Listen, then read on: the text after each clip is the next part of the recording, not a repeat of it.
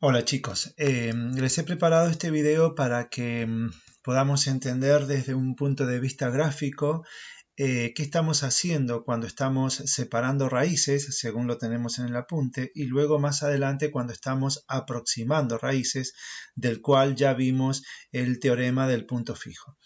Cuando estamos separando raíces, yo he preparado acá un GeoGebra. Por ejemplo, en este caso, la función es el seno de 2x más e a la menos x, una función trascendente porque la, la variable que es x no está afectada por alguna operación algebraica dentro de la expresión. Fíjense que aquí la x aparece como exponente y aquí la x aparece como argumento, por lo tanto es una función trascendente.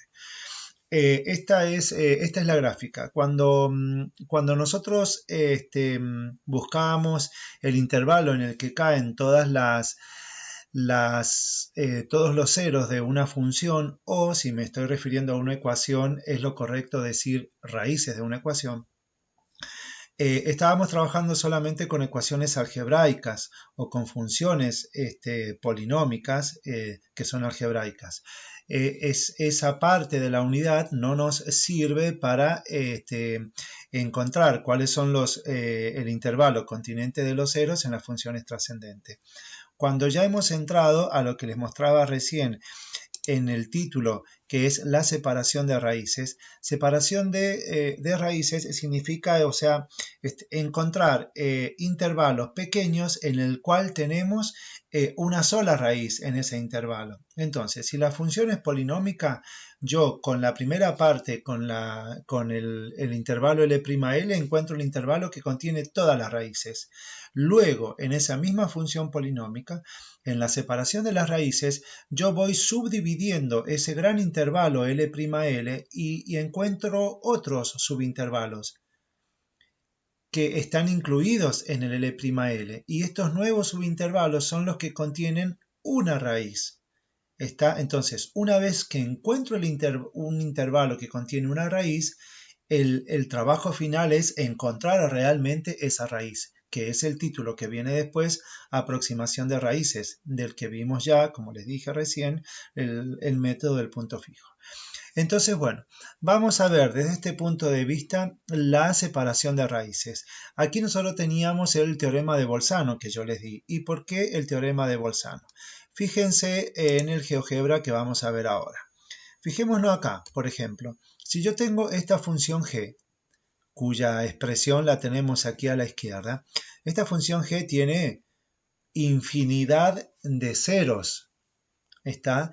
Entonces, bueno, yo ¿cómo hago para encontrar cuál es el cero, o sea, cuál es un subintervalo que contiene al menos un cero? Por ejemplo, ¿cómo hago yo para encontrar analíticamente que en el intervalo 1, 2 hay un 0, que en el intervalo 3, 4 hay otro 0, que en el intervalo 4, 5 hay otro 0? Entonces, bueno, la forma de hacer esto es por medio de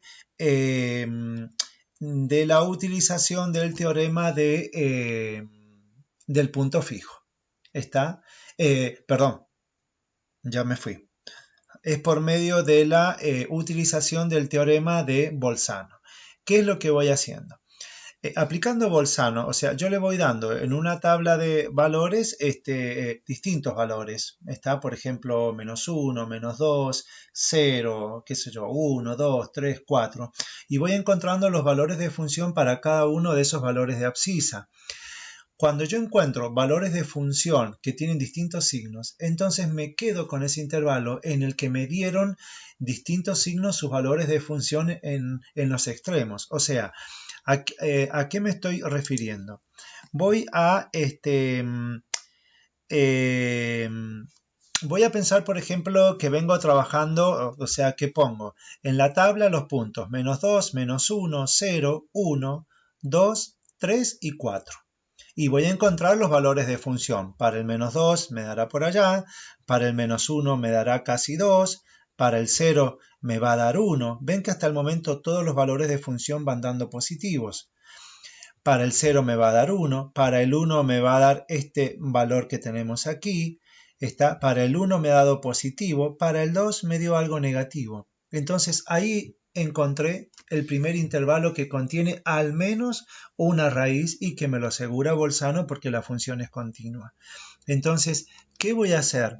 Entonces, me voy a quedar con el intervalo 1, 2. Marco el intervalo 1, 2 porque sé que ese intervalo contiene al menos una raíz de la función, porque el signo de los valores de función en los extremos del intervalo me han dado distintos.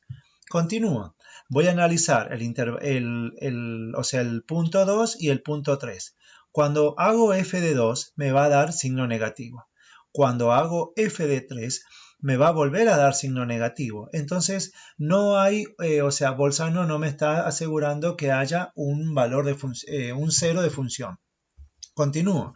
Cuando hago f de 3 ya me dio recién negativo. Hago f de 4 me da positivo. Listo. Ya tengo otro intervalo más que contiene al menos un cero de la función. Entonces, hasta el momento, ¿cuáles son los intervalos que he encontrado? He encontrado el intervalo 1, 2 y he encontrado el intervalo 3, 4. Sobre esos intervalos, y si continúo el análisis hacia la derecha, voy a seguir encontrando los demás intervalos. Pero me voy a quedar con esos dos a los efectos de poder explicar bien cómo funcionan los métodos para la aproximación de las raíces. Entonces, bueno, ya me quedo con el intervalo 1, 2 y me quedo con el intervalo 3, 4. Ahora fíjense, si yo quiero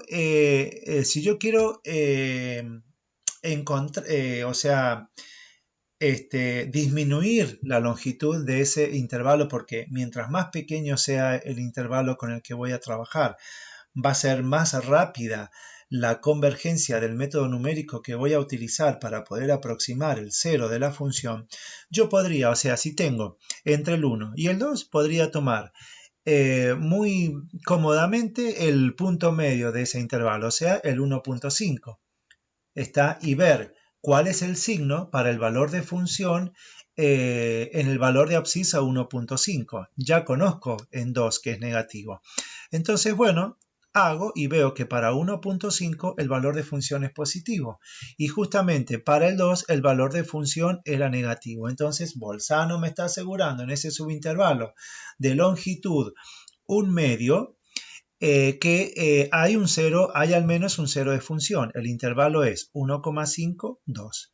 Si yo quiero seguir utilizando Bolzano, aunque se me complicaría un poquito porque debería estar trabajando con intervalos cuyos extremos son valores decimales, pero supónganse que yo quiero seguir y hago, bueno, entre el 1, perdón, se me perdió acá, pero acá, entre el 1,5 y el 2, ahora voy a sacar el punto medio de ellos sería 1.75 y 1.75 me da negativo y el 1.5 me da positivo, entonces es el nuevo subintervalo que podría trabajar.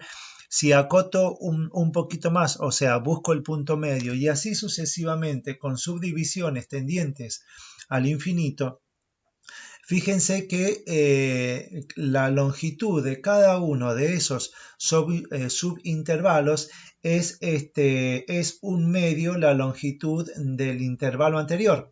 Entonces esto me da pie a mí para poder comenzar intuitivamente la idea de uno de los métodos de aproximar las raíces. Porque cuando yo vaya subdividiendo hacia el infinito este intervalo por el punto medio y elegir por el punto medio y luego elegir por el punto medio, va a llegar un punto que la longitud del intervalo va a ser tan pequeña en el infinito que seguramente voy a estar dando vuelta en el mismo cero de la función que estoy buscando. ¿Está? Así que bueno, esto es una introducción de los métodos de aproximación a las raíces a los ceros de la función. Lo que no dije acá al principio, recuerden que como tengo una función que es de dominio real, con una función que tiene un argumento angular, debo utilizar sí o sí la calculadora en radianes. No puedo usarla de otra forma. Si la función fuese solamente trigonométrica, sí podría utilizarla en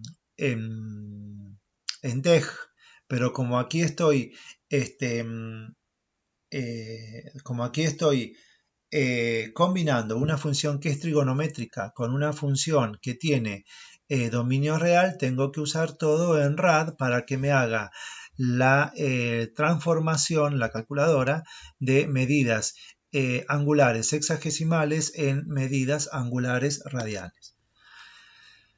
En el siguiente video vamos a ver entonces la funcionalidad del segundo método para aproximar raíces, que es el método de las bisecciones sucesivas.